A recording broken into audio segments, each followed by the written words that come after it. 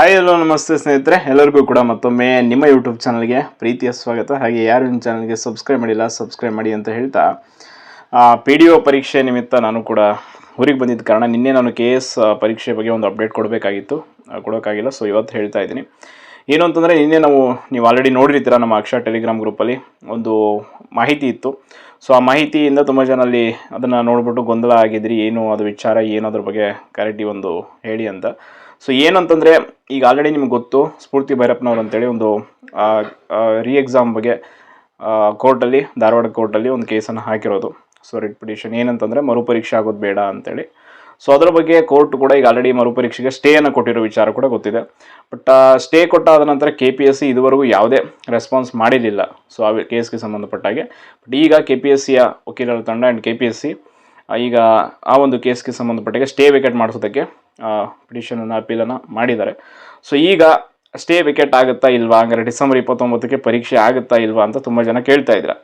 According to me and according to KPSCಯ ಈ ಒಂದು ಕೊನೆಯ ಪ್ರಯತ್ನ ಏನಿದೆ, ಇನ್ನೇನು ಪರೀಕ್ಷೆ ಹತ್ತಿರ ಬಂದಿದೆ, ಡಿಸೆಂಬರ್ 29ಕ್ಕೆ ಇರೋದ್ರಿಂದ. ಸೊ ಈಗ ಅವರು ಸ್ಟೇ ವೇಕೆಟ್ ಮಾಡಿಸೋದಕ್ಕೆ ಪ್ರಯತ್ನ ಪಡ್ತಾ ಇದ್ದಾರೆ. ಸೊ ನನ್ನ ಪ್ರಕಾರ ಅಕಾರ್ಡಿಂಗ್ ಟು ಮೀ 29ಕ್ಕೆ ಪರೀಕ್ಷೆ ನಡೆಯೋದು ಡೌಟು. ಬಿಕಾಸ್ ಯಾಕೆ ಅಂತಂದರೆ, ಇಲ್ಲಿ ಒಂದೇ ಹಿಯರಿಂಗಿಗೆ ಸ್ಟೇ ಮಾಡಿದ್ದಾರೆ. ಸೊ ಆ್ಯಂಡ್ ಸ್ಟೇ ಮಾಡಬೇಕಾದ್ರೆ ತುಂಬ ವ್ಯಾಲಿಡ್ ಪಾಯಿಂಟ್ಸ್ಗಳನ್ನು ಆ್ಯಂಡ್ ಆರ್ಗ್ಯುಮೆಂಟ್ಸನ್ನು ಅರ್ಜಿದಾರರ ಪರ ವಕೀಲರು ಮಾಡಿದ್ದಾರೆ. ಅದರಲ್ಲಿ ವಿಶೇಷವಾಗಿ ಈಗ CM ಆರ್ಡರ್ ಮಾಡಿರೋದು ಮರುಪರೀಕ್ಷೆಗಲ್ವಾ. ಸೊ CM ಆರ್ಡರ್ ಮಾಡಿರೋದು ಈ ಒಂದು ಮರುಪರೀಕ್ಷೆಯನ್ನು ಮೇನ್ ಅವರು ಅದನ್ನು ಪ್ರಶ್ನೆ ಮಾಡಿದ್ದಾರೆ ಕೋರ್ಟಲ್ಲಿ. ಇಲ್ಲಿ CM ಅವರಿಗೆ ಶಾಸನ ಒಂದು ಕಾರ್ಯಗಳು, ಅವರು ಕಾರ್ಯಾಂಗಕ್ಕೆ ಯಾವುದೇ ರೀತಿಯಾದಂಥ ಗೈಡ್ ಮಾಡುವಂತಿಲ್ಲ ಅಂತೇಳಿ ಅದನ್ನು ಕೂಡ ಅವರು ಇದು ಮಾಡಿದ್ದಾರೆ. ಸೊ ಆ್ಯಂಡ್ ಅದರ ಜೊತೆ ಒಂದೇ ಹಿಯರಿಂಗಿಗೆ ಸ್ಟೇ ಮಾಡಿರೋದ್ರಿಂದ ಆ್ಯಂಡ್ ಇಲ್ಲಿ ಈಗ ಆಲ್ರೆಡಿ 5ನೇ ತಾರೀಕಿಂದ ವಿಚಾರಣೆ ಇದೆ. 5ರಿಂದ 9ನೇ ತಾರೀಕು ಒಳಗಡೆ ನಮಗೆ ಒಂದು ಕ್ಲಾರಿಟಿ ಸಿಗುತ್ತೆ. ಸೊ ಹಾಗಾದರೆ ಇಲ್ಲಿ ಏನಾಗ್ಬೋದು, ಈ ಹಿಯರಿಂಗ್ ಅಕಸ್ಮಾತ್ ಸ್ಟೇ ವೇಕೆಟ್ ಆಗಿಲ್ಲ ಅಂತಂದರೆ ನೆಕ್ಸ್ಟ್ ಡೇಟ್ ಕೊಟ್ಟರೆ ಐ ಥಿಂಕ್ ಈ ಒಂದು ಮಂತ್ ಎಂಡಲ್ಲಿ ಕೋರ್ಟ್ ಆಲ್ಮೋಸ್ಟ್ ಹಾಲಿಡೇಸ್ ಇದೆ. ಸೊ ನೆಕ್ಸ್ಟ್ ಜನವರಿಗೆ ಹಂಗೆ ಬರ್ಬೋದು, ಅಕಾರ್ಡಿಂಗ್ ಟು ಮೀ ಹೇಳ್ತಾ ಇರೋದು. ಸೊ ತುಂಬ ಜನರಿಗೆ ಬಿಲೀವ್ ಇದೆ ಸ್ಟೇ ವೇಕೆಟ್ ಆಗಲಿ ಅಂತ. ಆ್ಯಂಡ್ ಸ್ಟೇ ವೇಕೆಟ್ ಆದರೆ ಒಳ್ಳೆಯದು ಕೂಡ ಅಷ್ಟೇ. ಪರೀಕ್ಷೆ ನಡೆಯುತ್ತೆ ಡಿಸೆಂಬರ್ 29ಕ್ಕೆ. ಸೊ ತುಂಬ ಜನ ಪರೀಕ್ಷೆಗಾಗಿ ಈಗ ಆಲ್ರೆಡಿ ತುಂಬ ವೇಟ್ ಮಾಡಿದ್ರ. ಬಟ್ ಯಾಕೆ ಇಲ್ಲಿ ಸ್ಟೇಗೆ ಅವರು ಮೀನ್ಸ್ ಈ ಒಂದು ಮರುಪರೀಕ್ಷೆ ಬೇಡ ಅಂತ ಅರ್ಜಿ ಹಾಕಿದ್ರು ಅನ್ನೋದಕ್ಕೂ ಕೂಡ ಒಂದು ಕಾಸ್ ಇದೆ.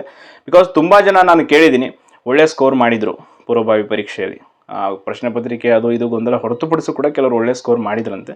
ಸೊ ಆ ಸ್ಕೋರ್ ಮಾಡಿದವರು ಅಲ್ಲಿ ಈ ಒಂದು ಅರ್ಜಿದಾರರು ಕೂಡ ಏನೀಗ ಹಾಕಿದ್ದಾರೆ ಕೋರ್ಟ್ಗೆ ಕೇಸು, ಅವರು ಕೂಡ ಒಬ್ಬರು. ಸೊ ಅವ್ರದ್ದು ಹತ್ತಿರ ಒಂದು ಸಮಥಿಂಗ್ 200+ ಮಾರ್ಕ್ಸ್ ಇತ್ತಂತೆ ಪೂರ್ವಭಾವಿ ಪರೀಕ್ಷೆಯಲ್ಲಿ. ಸೊ ಅದಕ್ಕಾಗಿ ಅವರು ಸ್ಟೇ ಮಾಡಿಸೋದಕ್ಕೆ ಪ್ರಯತ್ನ ಪಟ್ಟರಂತೆ, ಅದು ವಿತ್ ಕೆಲವರ ಸಪೋರ್ಟಿಂದ. ಸೊ ಈಗ ಇಷ್ಟು ಮ್ಯಾಟ್ರು. ಹಾಗಾದರೆ ಡಿಸೆಂಬರ್ 29ಕ್ಕೆ ಪರೀಕ್ಷೆ ನಡಿಬೇಕಂದ್ರೆ ಈ ಒಂದು ವಿಚಾರಣೆಯಲ್ಲಿ ಏನಾದರೂ KPSCಯ ಪರ ವಕೀಲರು ಪ್ರಬಲವಾಗಿ ಈ ವಿಚಾರವನ್ನು ಮಂಡಿಸಿ ಅಲ್ಲಿ ಅವರು ಈ ಒಂದು ತಡೆಯಾಜ್ಞೆಯನ್ನು ತೆರವುಗೊಳಿಸೋದಕ್ಕೆ ಪ್ರಯತ್ನ ಪಟ್ಟರೆ ಖಂಡಿತವಾಗಿ ಪರೀಕ್ಷೆ ಆಗುತ್ತೆ.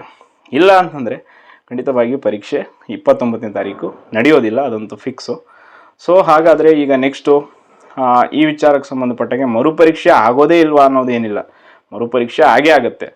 ಬಟ್ ಇಲ್ಲಿ ಇರುವಂಥ ತಡೆಯಾಜ್ಞೆನ ತೆರವುಗೊಳಿಸ್ಬೇಕಷ್ಟೇ. ಹಾಗಾದರೆ ಮುಖ್ಯ ಪರೀಕ್ಷೆ ಇದೇ ಪರೀಕ್ಷೆ ಮೇಲೆ ಮಾಡಲ್ಲ, ಆ್ಯಂಡ್ ಇನ್ನೊಂದು ಎಕ್ಸಾಮ್ ಆದಮೇಲೆ ಮುಖ್ಯ ಪರೀಕ್ಷೆ ಆಗುತ್ತೆ.